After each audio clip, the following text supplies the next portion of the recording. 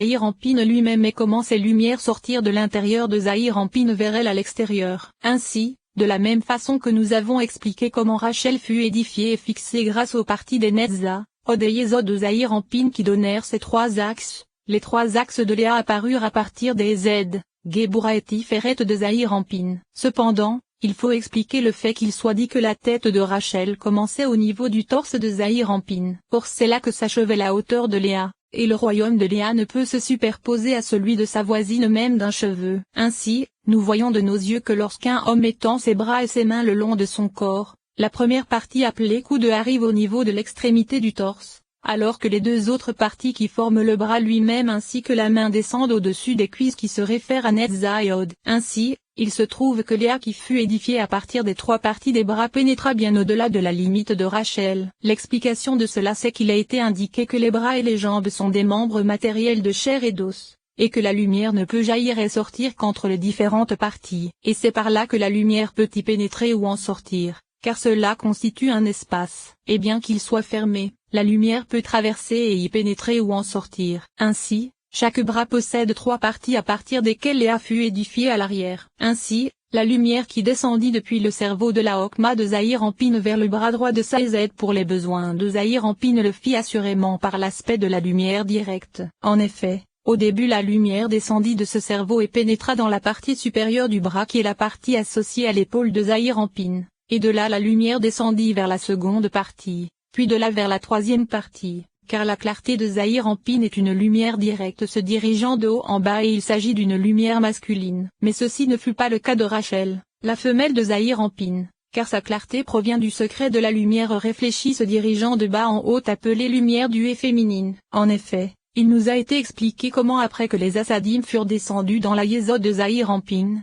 elles s'élevèrent à nouveau, et c'est à partir de l'aspect de cette lumière qu'apparut Rachel. De la même façon, Léa qui est également une femelle fut édifiée à partir de la lumière réfléchie. Ceci signifie que lorsque la lumière descendit du cerveau de la Hokma de Zahir-Anpin elle pénétra dans Zahir-Anpin, de la partie supérieure du bras jusqu'à l'extrémité de cette partie de façon directe, jusqu'au coude. Et alors, lorsque l'émanateur voulut édifier à cet endroit le pare-souffle de Léa, cette lumière revint de bas en haut depuis le coude jusqu'au sommet de la partie supérieure du bras, à l'endroit où il se joint à l'épaule. Et c'est de là que la lumière sortit à l'extérieur de façon révélée jusqu'au début de la gorge. Et cette lumière devint l'aspect de Ez qui est le bras droit de Léa, par le secret de la lumière réfléchie de Noukba. Il en fut de même pour le bras gauche de Zahir-Anpin, car à partir de sa partie supérieure apparut le bras de Géboura de Léa, par l'aspect de la lumière réfléchie jusqu'au début de la gorge. Ensuite, à partir de la lumière qui descendit directement dans la seconde partie du bras droit de Zahir-Anpin, du coude jusqu'à la paume de la main, elle revint et s'éleva par le secret de la lumière réfléchie de Noukba jusqu'au coude. Et elle sortit à l'emplacement du coude et se révéla, et apparut alors la Netzah qui est la jambe droite de Léa. Puis elle se propagea jusqu'au début de la première partie du bras, à l'emplacement de sa jonction à l'épaule. Il se trouve que la Netzah de Léa apparut à partir de la seconde partie du bras de Zahir-Anpin. Cependant elle ne se tenait qu'au niveau de la partie supérieure du bras de Zahir-Anpin. Et la Z de Léa apparut à partir de la partie supérieure du bras de Zahir-Anpin, mais ne se tenait qu'au niveau de l'emplacement du début de la gorge de Zahir-Anpin jusqu'au début de la partie supérieure du bras de Zahir-Anpin. C'est cela qui engendra le fait que la lumière sortit de bas en haut comme cela a été indiqué. De la même façon, les Od et Géboura de Léa apparurent à partir de la partie supérieure et de la seconde du bras gauche de Zahir-Anpin. Et il en fut également ainsi afin qu'il puisse y avoir un endroit pour supporter tout le pare-souffle de Léa sans besoin de dépasser les limites de Rachel comme cela m'a posé problème plus haut ainsi. Je répondrai à cela que les pieds de Léa ne descendent que jusqu'à l'extrémité des coudes de Zahir-Anpin, et elle ne pénètre donc pas dans les limites de Rachel. De la même façon, sur l'axe central la lumière s'éleva et devint l'axe central de Léa c'est-à-dire sa Tiferet. En vérité, l'aspect de Yesod n'existait pas en elle mais uniquement Tiferet qui apparut au niveau du tiers supérieur de la Tiferet de Zahir-Anpin, car Yesod ne put apparaître en elle tant qu'elle ne lui fut donnée par Ima qui se trouvait dans le premier tiers de la Tiferet de Zahir-Anpin. C'est ce qui a été expliqué à propos de l'intention du Wayavor c'est-à-dire des 13 attributs, car il a été dit que la Yesod d'Ima Jaïr est sortie pour être donnée à Léa. Étudie bien cela. Et à propos du Birkat Avot, et plus précisément des mots le grand Dieu, le sujet de la création des Parsoufim de Léa et de Rachel a été expliqué. Or il a été expliqué que Léa ne possédait encore que ses 7 inférieurs, ainsi que l'aspect de sa da'at.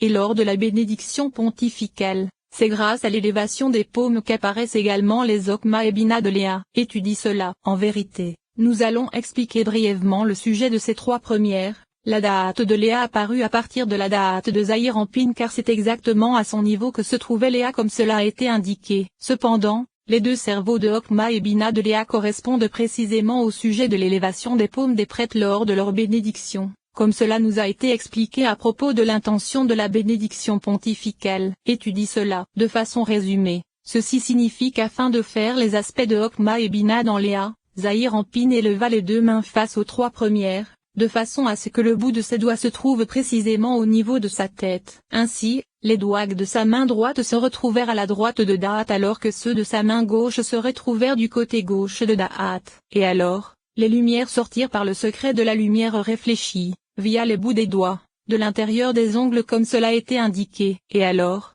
elles se révélèrent et devinrent l'aspect des Okma et Bina de Léa, à partir de deux extrémités de Da'at.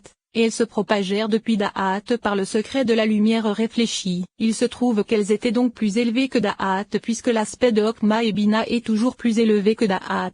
Cette clarté commença à s'élever et à se propager de bas en haut des deux côtés de Da'at, et elle devint alors ces deux cerveaux comme cela a été indiqué. Ensuite, Zahir Anpin abaissa de nouveau ses mains car le parsouffle de Léa était achevé et il n'avait donc plus besoin de les élever. Grâce à cela tu comprendras également pourquoi les bras de Zahir Anpin sont mobiles, se balancent ou s'immobilisent plus que les autres membres. Et les axes de droite et de gauche sont complets de haut en bas, sans interruption comme c'est le cas de l'axe central. Et ceci afin qu'il puisse les élever ou les faire descendre lorsqu'il le veut. Tout cela pour les besoins de la réparation de Léa. Il existe également un autre sens à cela, et il a été expliqué que c'est pour les besoins de Zahir Anpin lui-même, c'est-à-dire pour ne pas que les écorces se nourrissent de lui.